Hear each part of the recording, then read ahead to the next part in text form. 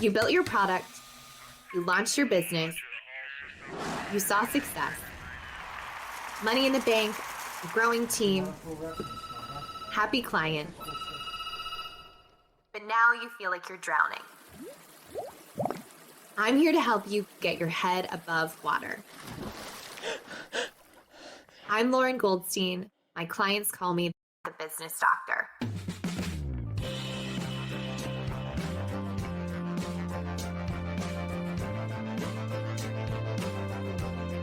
Together, we'll diagnose the root cause of your business worries, whether it's your people, your process, or your product. We'll clarify your business needs so you can scale without the burnout. And then we will simplify it all so your business can do what it's designed to do, make a profit and an impact. Welcome to the Biz Doctor podcast.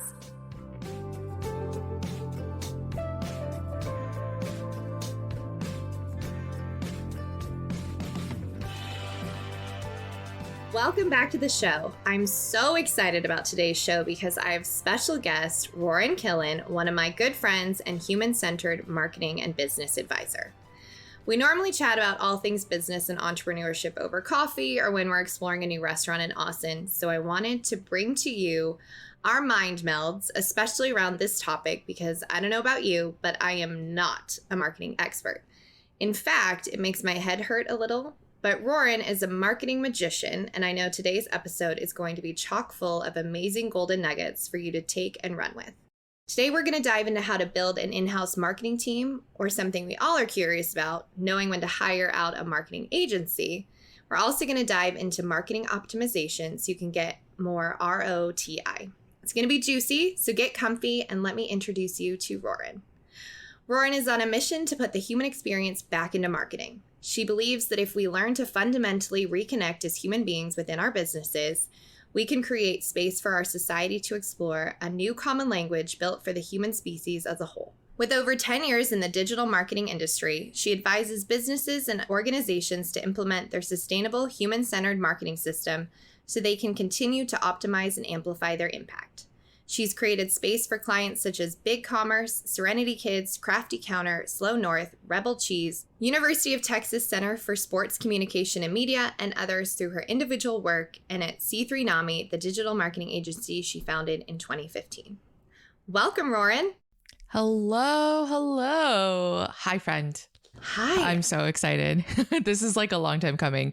We used to joke about doing, behind the magic curtain, I think is what we called it, as like a fun potential thing. Now we get to talk behind the magic curtain. Yes. I'm so excited. This is definitely a long time coming. And I think we made that up because of, what was it, The Wizard of Oz? How it's like, who's behind the curtain and what's happening? Yeah. So I'm excited to have you. I'm excited too. Yeah, it's funny because like both of us work in operations and that is like the most unseen thing. Mm-hmm. Right? Like everyone sees the final touch point of the rainbow, but they never see the projector that builds it, right? So Yes. So true. And I'm so excited to have you dive into all things about strategic hiring, and I'm excited. So wherever you want to kick us off in strategic hiring and creating a team that like really knows how to make the marketing magic happen.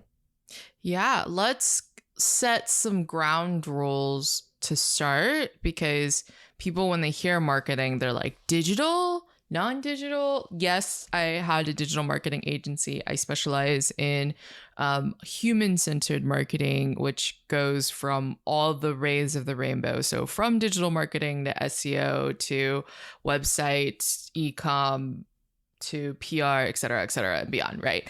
And how I explain to my clients is that marketing at its core is human-to-human connection, and that's why it's called human-centered marketing.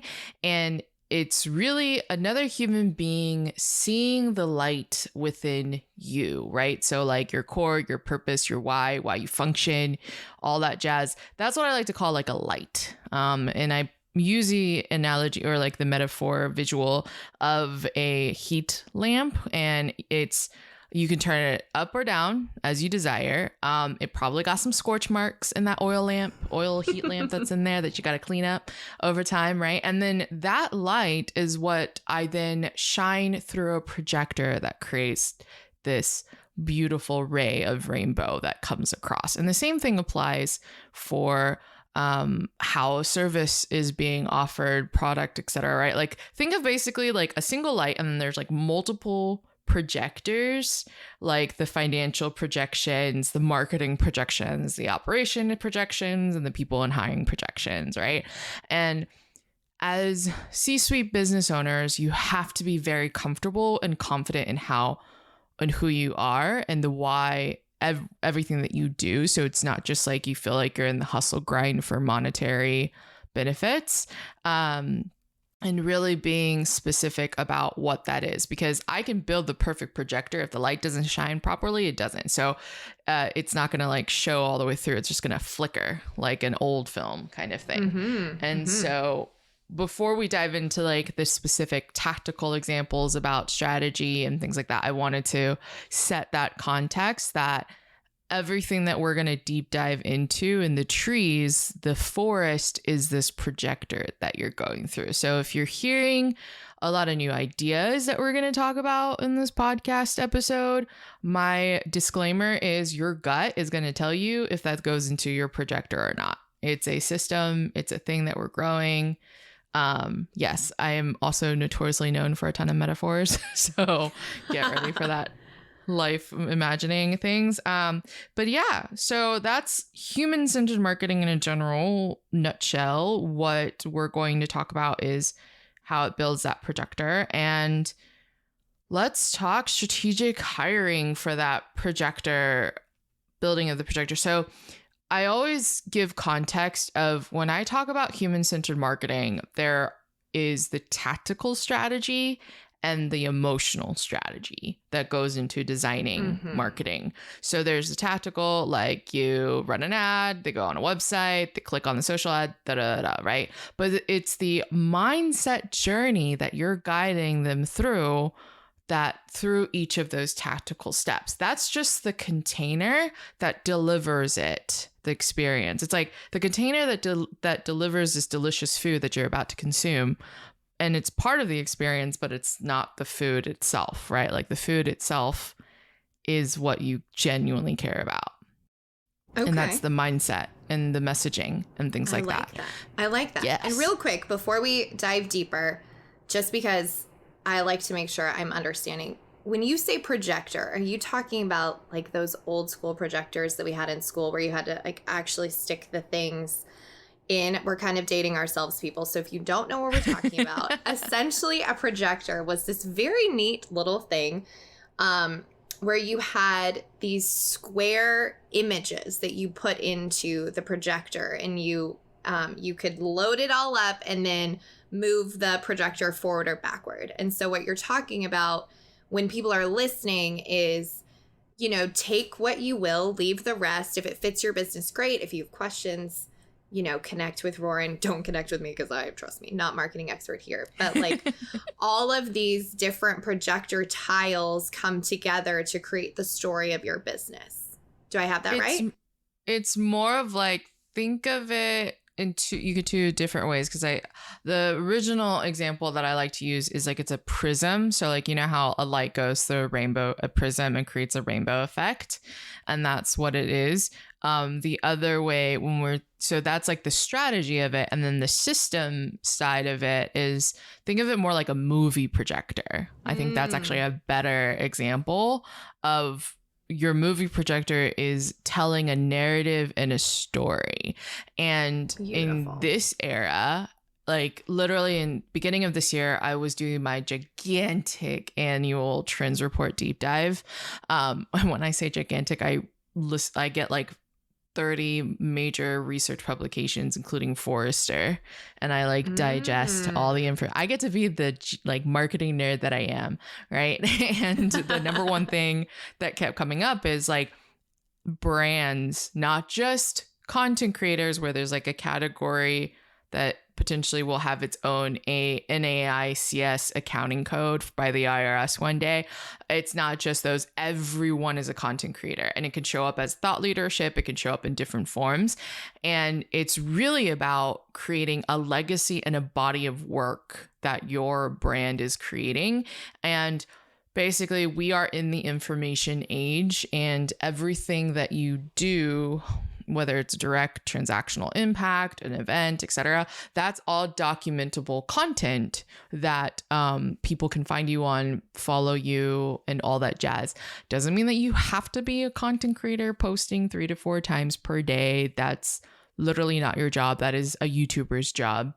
Like, that's not in your job description as a business owner, right? So I do like, and that's the like distinguish that you have to decide in your gut as a business owner as we go through. It's like, you hear this thing, I have to do it 3 to 4 times. I have to do content creation, but at what balance does it make sense for me in the tactical space? Amazing. Thank you for extrapolating on that a little bit more. So let's kick it off. Let's dive in. I'm ready. I've got my notebook here and I'm taking notes. Cool. So what questions would you like to start us off in? That, because you're a business owner as well. And so it's like kind of fun that you're on the, you are in that shoes, right? Like part of the idea of why we were like, I need to have you on my podcast is because we were having dinner and she was like, I need to do this thing. And I was like, oh, just do this, this, and this, and then hire for this one and look for this one. And she's like, okay, I love all of it. That was a brain explosion. Yeah. So we create we create mutual brain explosions. And yeah, what she was alluding to is, you know, I was talking about, I don't know if this resonates with any business owners that are listening, but I'm not always proactive in my marketing, and because it sometimes seems really overwhelming. And so she said, oh, just do these few things. And it made it so simple. So I think where I want to start us is really talking about strategic hiring and creating a team of strategists and doers and people who are in their zone of genius. Because I know for me, because I'm not an expert in marketing, you know, I can't have somebody on my team where I'm telling them what to do. I need somebody like you who has the plan, who has, you know, the direction that can take us there. And finding somebody like you is difficult because you're one of a kind. And also, you know, since I don't have a marketing background, and I'm guessing that a lot of the business owners that are listening in also don't have a marketing background, something that I think either paralyzes us from hiring in zones where we don't know we're an expert is we just don't know what to look for. So in terms of like strategic hiring, I'd love for you to share your thoughts on that. Right. I mean, whether it's talking to an agency or talking to an individual, sometimes like in 2015, my job description as a digital marketer existed like 3 years officially. It was like an official job description in the world, right? And the number one question or feedback that I hear from business owners at that time was, why do I need social? And then the other thing was like, I don't even know what questions that I should ask for this job description, whether it's to hire someone in-house or hire agency. And back in the day, it was like you got really good, like really amazing agency people that charge like an arm and a leg, or SEO companies that said they did social. And then the other option was look around the room and say, you're a millennial, you should know how to do social media, right? And ironically enough, all these years later, that is still a similar scenario, except we just now have a variety to pick from. You still have those same 3 options, and you have like a freelancer that you can randomly talk to from the gig economy. You have maybe creatives, like actual like influencers, content creators that you're creating sponsored content from, because you might be really good in PR, you might be good in biz dev, and then you slowly creep in this like influencer wild west relationship building arena, and they're feeding you ideas, and then you're just paralyzed between all of that, right?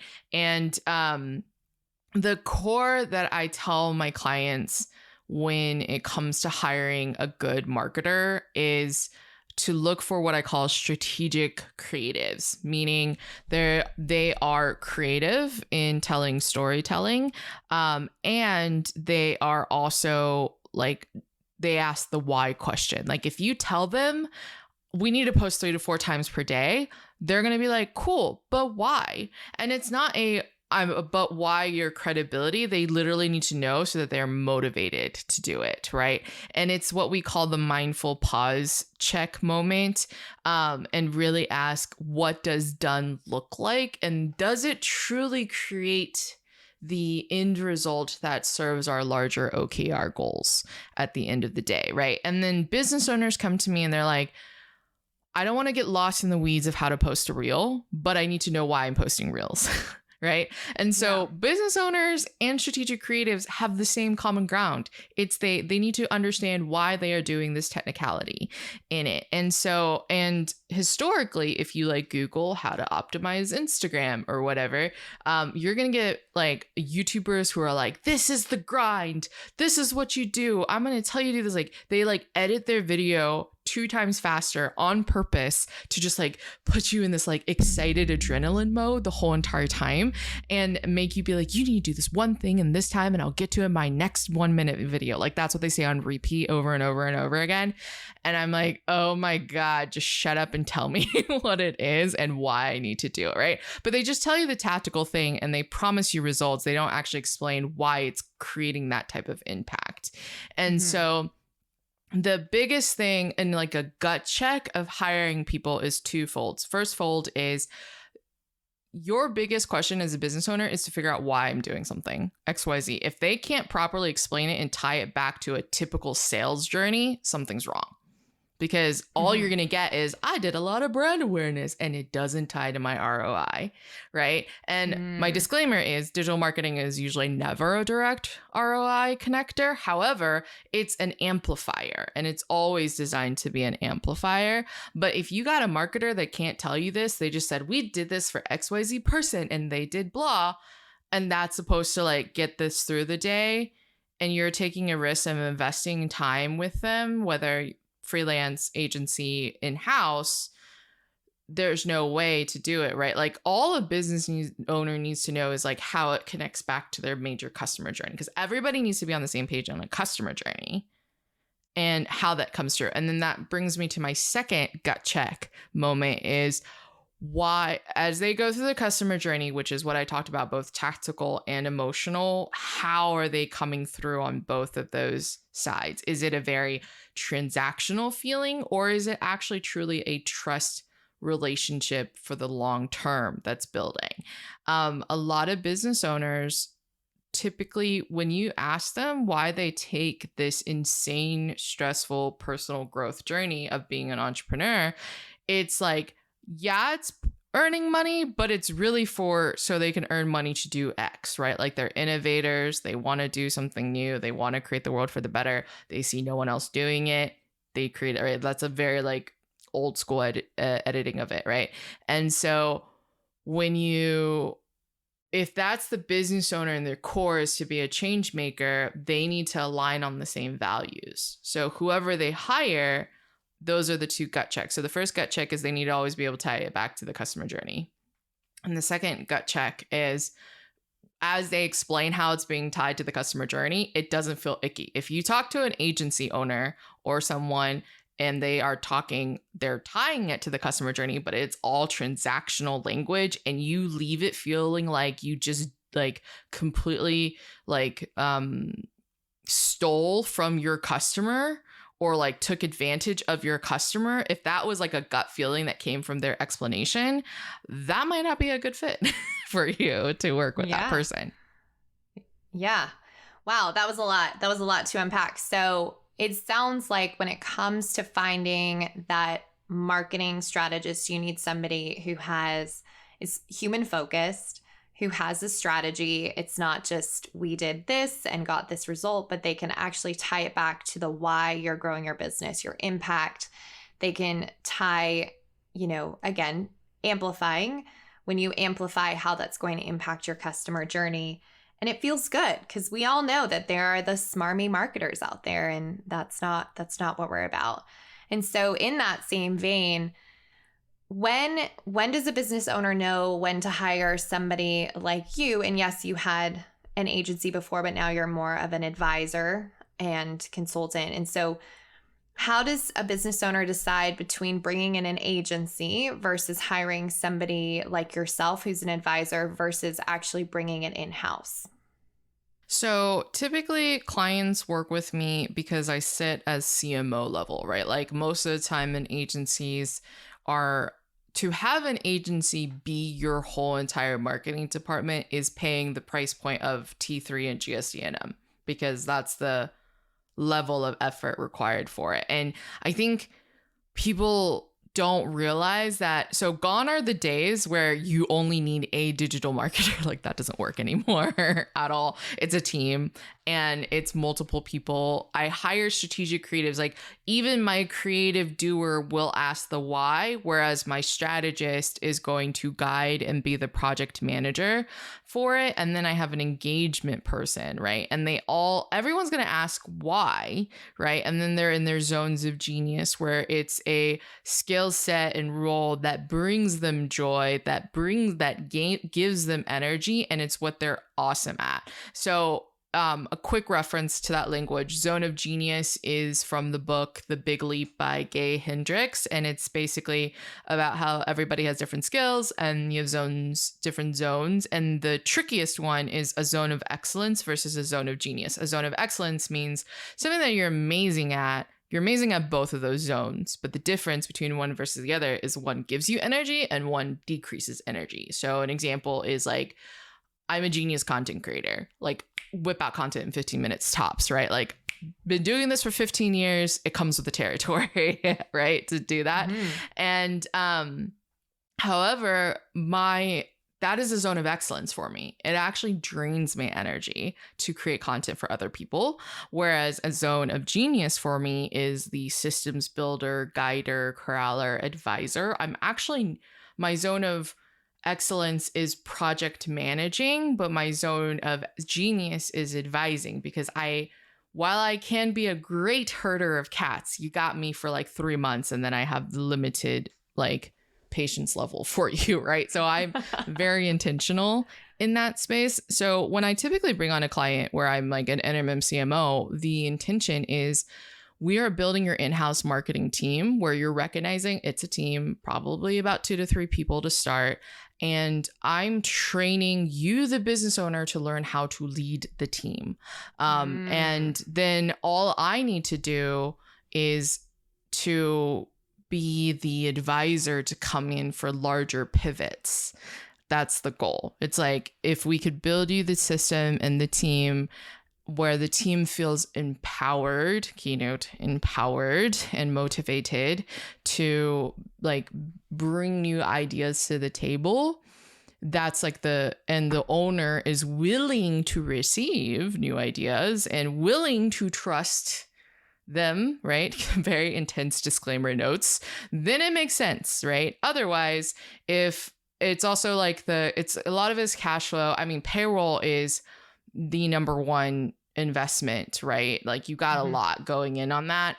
Typically like a tactical decision making process between do I do agency versus doing in-house is turnover time. So the biggest thing to note is that an agency, their business model is not just you, it's up to between 5 to 20 clients and one sitting. So if you're a brand where you have a lot of in-house stuff, you have a lot of stuff that happens on site, you have multiple brands under you, for example, that means it's time to build your own in-house team to be there that gives you 100% type of personality. Agencies are great if you eventually grow to that space where you do a lot of on-site, but you don't have the cash flow, bandwidth, etc., and you have wiggle room to allow for turnover time to create content, then you can do agency.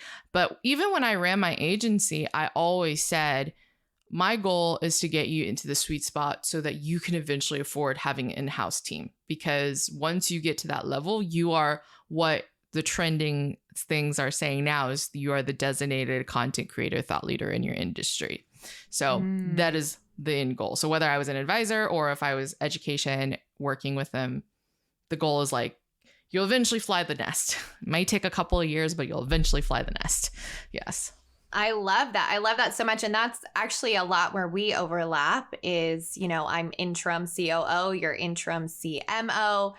And our goal is to get fired. I mean, not really, but like essentially where you don't need us anymore. And we've given you the tools and the techniques to really step into the leadership, to have the team that you need to support marketing, operations, sales, whatever the goals are, or what's missing in your team. And so what I love most about what you've said is there's a very clear line of demarcation between in-house versus agency. And I think there's so much value. And we're actually seeing, I think, this trend a lot more of interim CXO, whatever it is, CMOs, CFOs, COOs.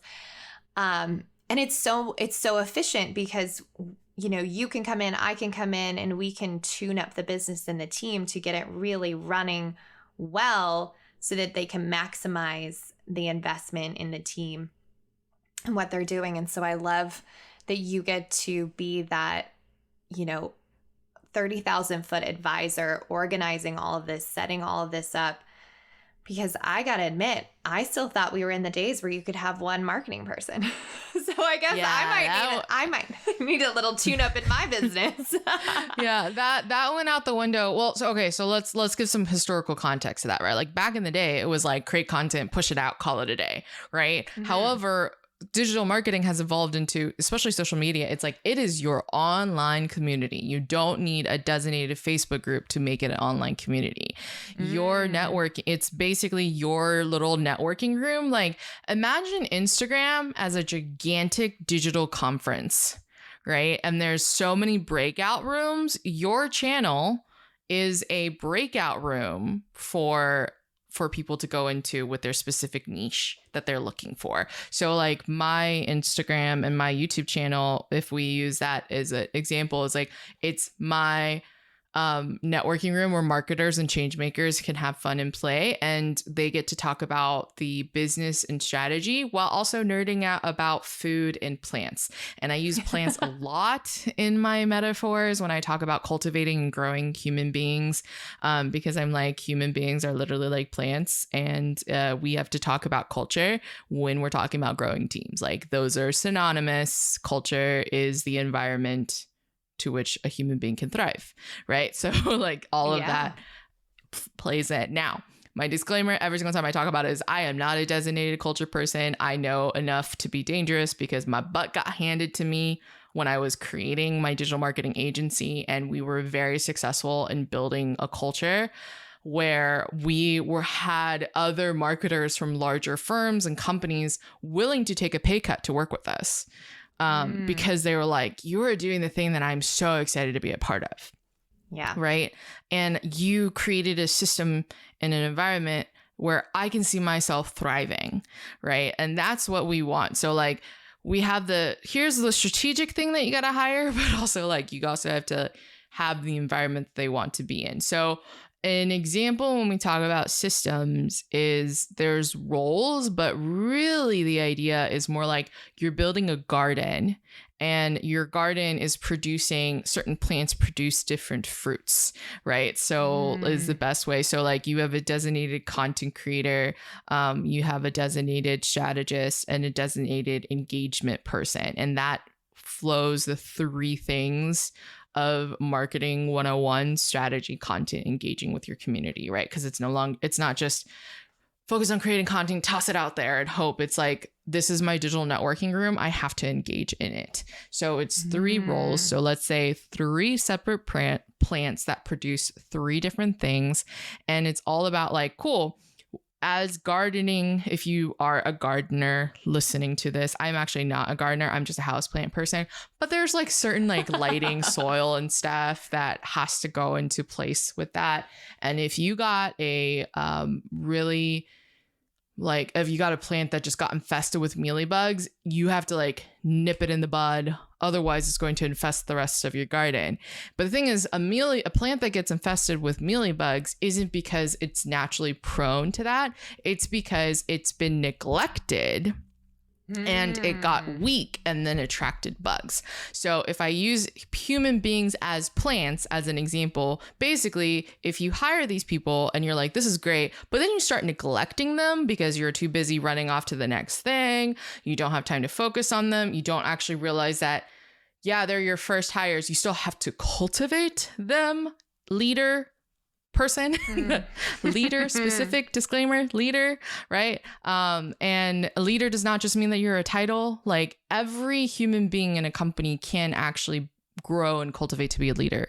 It's not the management title that dictates what a good leader is, right? So, but if we're talking that plant analogy and you neglect that person, that's basically every form of neglect, if I use is like a form of trauma and it's like a paper cut. And then if you don't fix it, it becomes septic and then literally you lose an arm, right? So like if I use that analogy, and in plant garden analogy, it's like it weakens, it gets mealybugs, it becomes toxic and it spreads throughout the rest of the garden.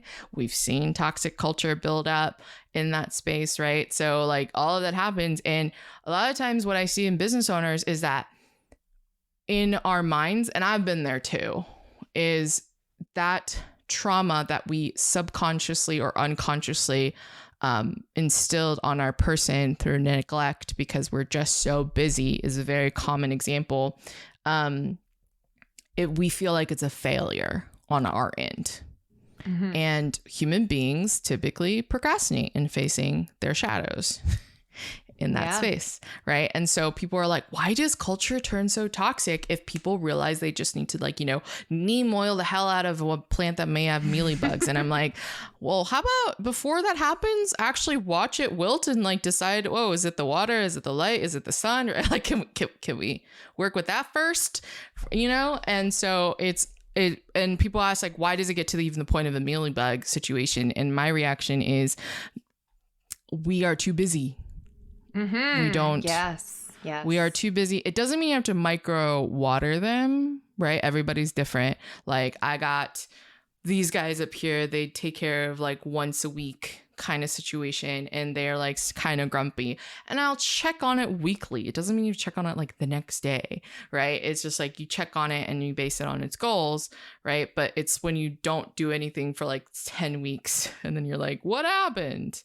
That you're like, yeah. But I check on my plants. I have 100 plants. I check on my plants daily. And I'm like, how you doing? You okay? Like we talk to them. Like, and that's okay. That. And that's what you do in a business too. Yep.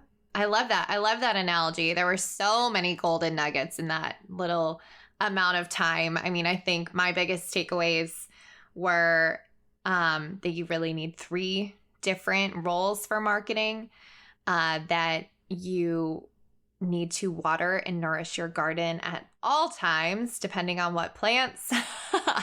Because I really do see so many CEOs and business owners who, I had a client last week actually go, what I realized through our work together is that I'm the leader. And I looked at him and I said, what? And he goes, well, I know I was the leader, but I didn't actually realize that I had to be the leader.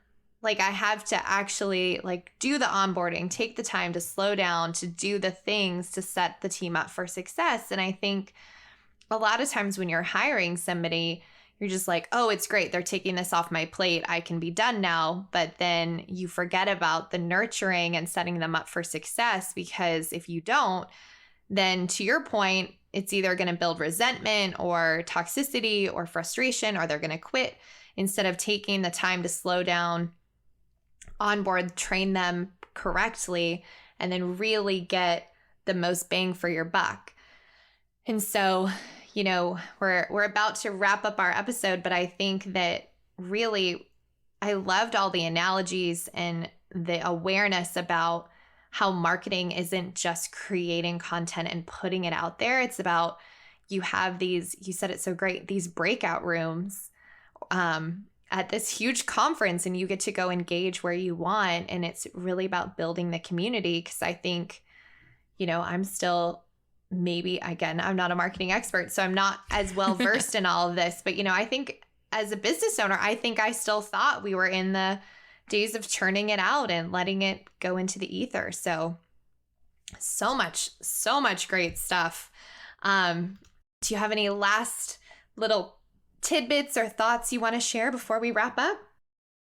I think as business owners, we have a natural drive to go beyond the next level, right? This is a reason that's like instilled in us, because literally it's like, we are the breadwinners. We gotta get it together. Like, we gotta do it, right?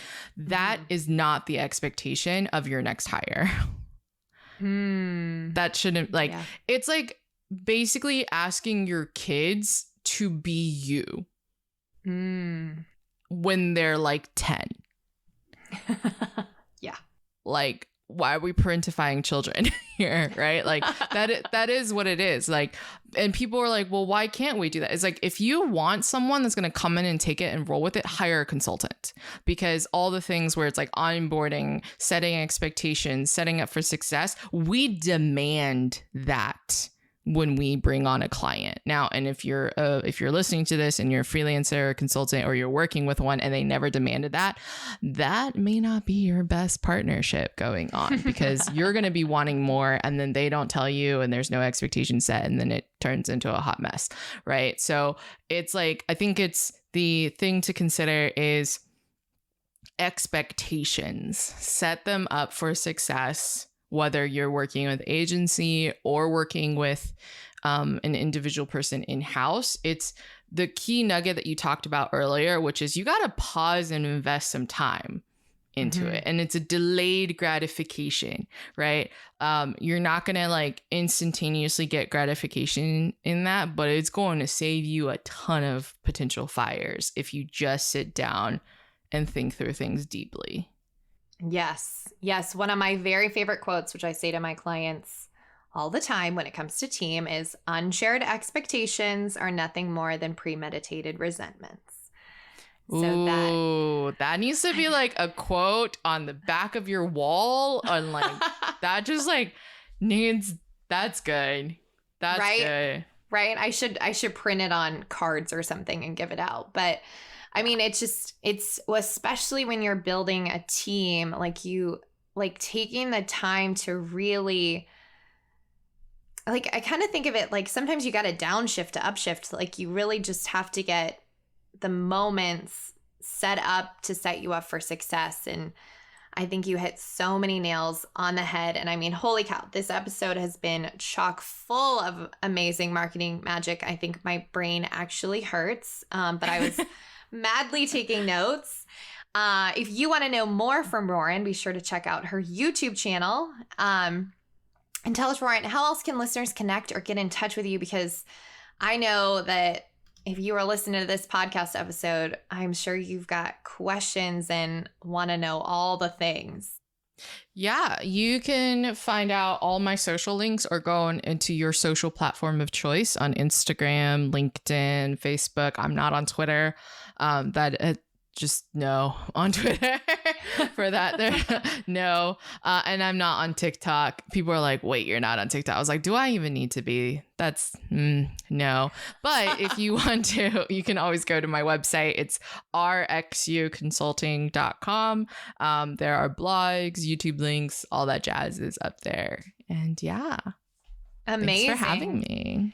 Thanks for coming. And I think one of my last biggest takeaways is, if you don't have a CMO, even if it's a fractional one, somebody who can put all these pieces together, get yourself one, because it's going to save you a lot of time and energy moving forward, because golly gee, are there a lot of moving pieces. So thank you so much for coming and joining and telling us all these things. You guys got a little snippet of how our dinners go. So yes, we talk about all the things. Oh my God, we just need to do like a mukbang on my YouTube channel, and we can continue this conversation on there. There you go.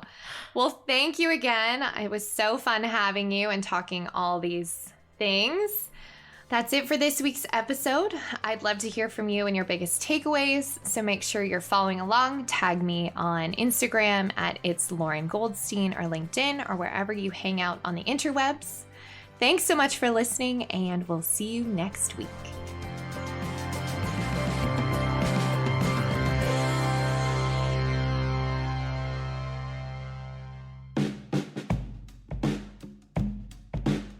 So which part of your business needs love and attention?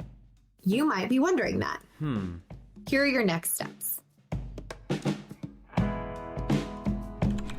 Head to goldenkeypartnership.com or the show notes below to schedule your diagnostic deep dive.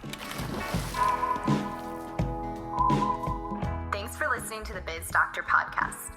If you love the show, please share it with your colleagues or tag me on social media, especially LinkedIn. And subscribe to the show wherever you get your podcasts.